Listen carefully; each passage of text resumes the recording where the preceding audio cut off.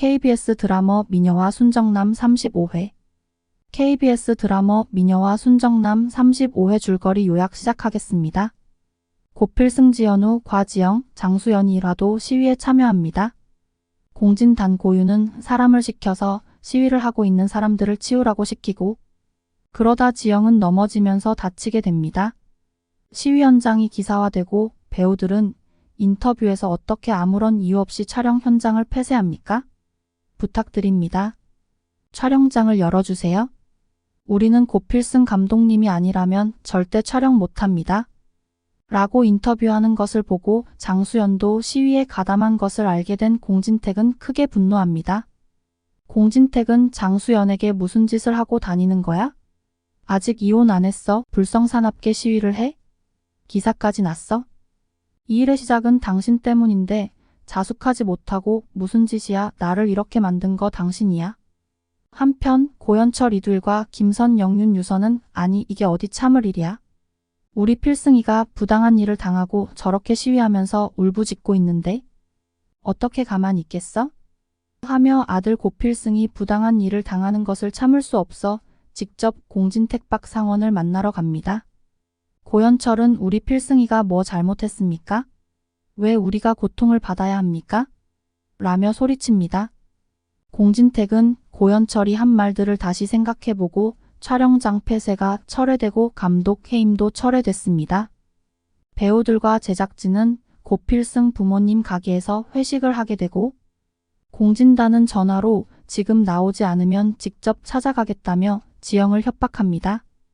고필승은 지영이 회식 자리에서 나가는 것을 보고 걱정합니다. 고필승은 지영 씨는 도라인데 날 언제까지 기다리게 할 거냐고 묻습니다.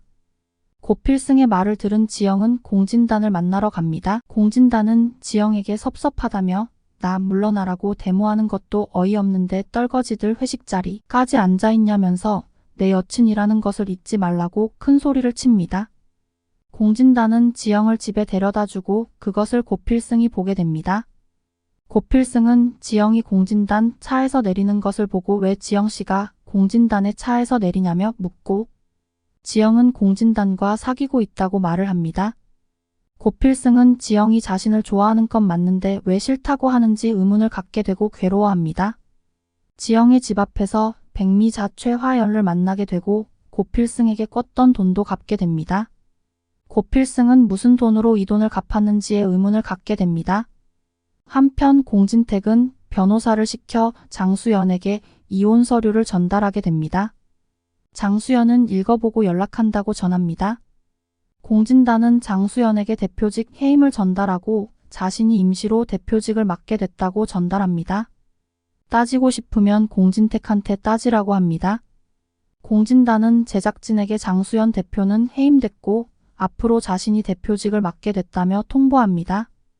공진택을 찾아간 공마리 한수아는 공진택과 장수연의 갈등에 심각한 트라우마를 일으키고 물 한 모금 마시지 못하며 고통스러워합니다.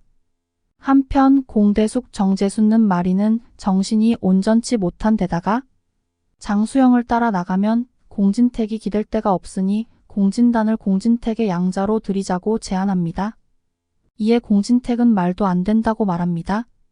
공진단은 공대숙의 양자 제안에 솔깃해하고 만약 자신이 양자가 되면 그룹을 독차지할 수 있을 것이라며 기대에 부풉니다.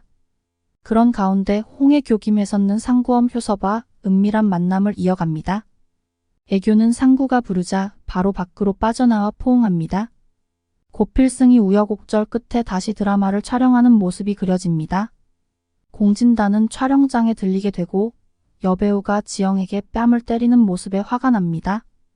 또한 아무도 자신에게 인사를 하지 않는 것이 자신을 무시한다고 화를 냅니다. 대본을 보고 남자 주인공을 빼라 하고 지영이 뺨 맞는 씬을 빼라고 합니다.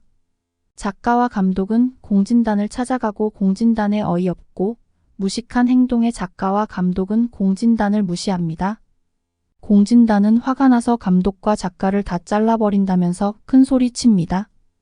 공진택은 마리가 울부짖으며 엄마를 찾고 장수연을 집으로 불러들입니다. 의사는 일상생활이 힘들 정도로 위험할 수 있으니 당분간 엄마와 같이 있어야 됨을 전달합니다. 공진택은 마리가 안정을 찾을 때까지 집에 들어오라고 합니다. 공대숙은 다시 한번 공진단을 양자로 들이자고 말을 하고 그게 싫다면 새 사람을 만나든지 하라고 합니다. 공진택은 고민해보겠다고 말을 합니다. 고필승은 마리가 아프다는 소식을 듣고 마리에게 전화를 하지만 전화 연결이 되지 않아 장수연에게 전화를 겁니다. 마리가 외상 후 스트레스 장애로 힘들어한다는 것을 듣게 되고 걱정을 하게 됩니다. 장수연은 마리가 고필승을 보고 싶어 한다는 것을 말하고 그 말을 들은 고필승은 마리 집으로 가게 됩니다. 집 앞에 있는 고필승을 보고 공진택은 보고 싶지 않다며 돌아가라고 화를 냅니다. 공진택과 장수연은 물도 넘기지 못하는 마리를 보면서 슬퍼하고 공진택은 마리가 많이 아프다며 마리가 고필승을 보고 싶어하니 필승에게 전화해 집으로 와달라고 부탁합니다. 한편 공진단은 자신이 공진택의 양자로 들어가서 모든 것을 자신이 가지게 될 것이라는 생각에 행복해 하지만 앞으로 어떤 일들이 벌어질지 궁금해집니다.